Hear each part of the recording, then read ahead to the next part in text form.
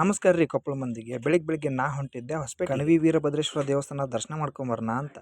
ಆದ್ರೆ ಕತೆ ಬ್ಯಾರೆನ ಇತ್ತು. ಜಿಂಗ್ ಜಿಂಗ್ ಅಂತ ರೆಡಿಯಾಗಿದ್ದ ನಾನು ಒಣಗಿದ್ದ ನನ್ನ ಬಟ್ಟೆ ತೊಯ್ದ ತಪ್ಪಡೆ ಆಗಿತ್ತು. ಡಾಕ್ಟರ್ ಹೇಳಿದ್ದು ಅತಿ ಚಹಾ ಕುಡಿಯೋದು ಒಳ್ಳೇದಲ್ಲ, ಆರೋಗ್ಯಕ್ಕೆ ಕೆಟ್ಟದ್ದು. ಅದಕ್ಕೆ ನಾನು ಬಹಳ ಕಡಿಮೆ ಚಹಾ ಕುಡಿಯಕತ್ತೀನಿ. ದಿನಕ್ಕೆ ಬರೀ 6 ಕಪ್ ಬಿಸಿ ಬಿಸಿದ ಒಂದು ಕಪ್ ಚಹಾ ಕುಡಿದು ಗದ್ ನಡ್ಕೊಂತ ದೇವಸ್ಥಾನಕ್ಕೆ ಹೊಂಟಿವ್ರಿ.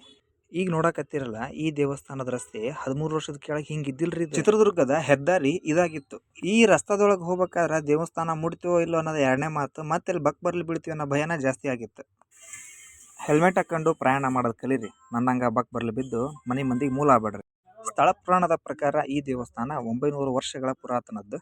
ಇದೇ ತಿಂಗಳು ಆಗಸ್ಟ್ 26ನೇ ತಾರೀಕಿಗೆ ವೀರಭದ್ರೇಶ್ವರ ಜಯಂತ್ಯೋತ್ಸವ ಇರ್ತದೆ. ಬೆಳಿಗ್ಗೆ ಮಳೆಗೆ ತೊಯ್ಸ್ಕೊಂಡು ಹೋಗಿದ್ದಕ್ಕೂ ಸಾರ್ಥಕ ತನ್ನಂಗೆ ಪ್ರಸಾದ ಸಿಕ್ತು. ಅಲ್ಲಿಂದ ಮಾವ್ರಿಗೊಂದು ನಮಸ್ಕಾರ ಹೇಳಿ ನನ್ನ ಕಲ್ಕಿ ತೊಗೊಂಡು ರಾಕೆಟ್ ಅನ್ನಂಗೆ ಸೊಯ್ ಅಂತ ಬಂದೀನಿ ರೀ. ಬಂದಿದ್ದು ಎಲ್ಲಿಗೆ ಅಂದ್ರೆ ಹೊಸಪೇಟೆದೊಳಗೆ ಡಿಮಾರ್ಟ್ ಓಪನ್ ಆಗೈತಿ. ಹಂಗಂತ ನಾ ಏನು ಡಿಮಾರ್ಟ್ನಾಗ ತೊಗೊಳಷ್ಟು ಸೌಕರ್ಯನಲ್ಲ. ಹೊಸ್ದಾಗಿ ಓಪನ್ ಆಗೈತಿ, ಏನೇನು ಐತಿ, ಎಷ್ಟೆಷ್ಟು ಡಿಸ್ಕೌಂಟ್ನಾಗ ಸಿಗುತ್ತೆ ಅಂತ ನೋಡಕ್ಕೆ ಬಂದೀನಿ. ಇಬ್ಬರು ಸೇರಿ ಮನೆಗೆ ಬೇಕಾಗಿರೋ ಒಂದಿಷ್ಟು ಐಟಮ್ಸ್ ತೊಗೊಂಡ್ರೆ ಕಣ್ಣಿಗೆ ಕಂಡಿದ್ದು ಬ್ಯಾಡ್ ಆಗಿರೋ ಐಟಮ್ಸ್ ಒಂದಿಷ್ಟು ತೊಗೊಂಡ್ವಿ. ಇನ್ನೇನು ಎಲ್ಲ ಮುಗೀತು ಅಂತಂದೇಳಿ ಕ್ಯಾಮ್ರಾ ಪ್ಯಾಕ್ ಮಾಡ್ಕೊಂಡು ಮನೆಗೆ ಹೊಂಟಿದ್ದೆ. ಸೇತುವೆ ಹತ್ರ ಬರೋದ್ರಾಗನ ಫುಲ್ ಟ್ರಾಫಿಕ್ ಆಗಿತ್ತು ರೀ. ಏನಾಗಿತ್ತು ಅಂತ ನೋಡೋದ್ರಾಗನ ಬೆಳಿಗ್ಗೆ ಒಂದು ಟಿಪ್ಪರ್ ಒಳಗೆ ಬಿದ್ದಿತ್ತು. ನಸೀಬ್ ಏನು ಲಾರಿ ಡ್ರೈವರ್ದು ಕೆಟ್ಟತ್ತು, ಏನು ಸೇತುವೆದು ಕೆಟ್ಟತ್ತೋ ಗೊತ್ತಾಗಲ್ದು. ಯಾಕಂದ್ರೆ ಇದು ನಾನು ನೋಡಿದ್ದು 2ನೇ ಲಾರಿ.